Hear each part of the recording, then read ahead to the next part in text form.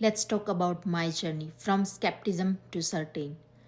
મેં જ્યારે આ ઓનલાઈન બિઝનેસ પહેલી વાર જોયો ને ત્યારે ઓનેસ્ટલી મને બહુ જ ખૂબ ખૂબ બધા ડાઉટ હતા.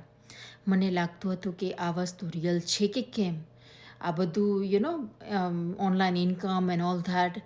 બિકોઝ નાવડેઝ અત્યારે સોશિયલ મીડિયા ઉપર એટલું બહુ જ બધું ચાલી રહ્યું છે, અને as an immigrant in Canada I can you say that I could not blindly trust on anything. And due to that, I was so skeptical. But then something has changed. મેં મારા મેન્ટરનો વિડીયો જોયો જે ગુજરાતીમાં વાત કરી રહ્યા હતા, અને એ કેનેડામાંથી જ હતા અને નિયરબાય સિટીમાંથી હતા. તો મને થોડો ટ્રસ્ટ બેઠો. Yes, this is a real person talking about this business.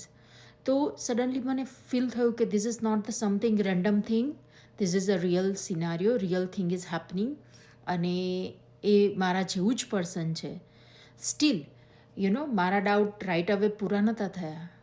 તો મેં શું કર્યું, મને જે કંઈ પણ ડાઉટ્સ હતા એ હું નેક્સ્ટ સ્ટેપ લેતી ગઈ અને એ બધા ક્વેશ્ચનને હું ક્લિયર કરતી ગઈ.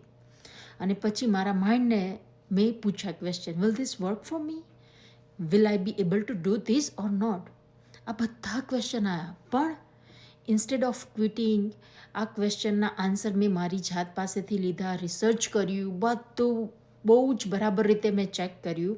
અને પછી સ્લોલી મને રિયલાઇઝ થયું કે મારે ખાલી ઇન્કમ નથી જોતી, મારે ગ્રોથ જોઈએ છે, મારે ફ્લેક્સિબિલિટી જોઈએ છે, મને કોન્ફિડન્સ જોઈએ છે, જે મને આ બધું આ બિઝનેસ દ્વારા મળી શકે છે.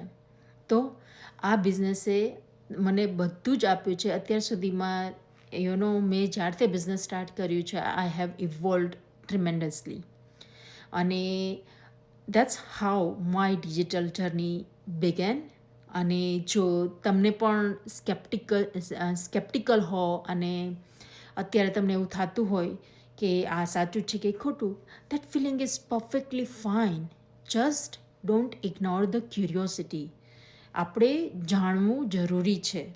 Watch my other videos as well to understand properly, and if it makes sense to you, maybe your journey can start too. Bye.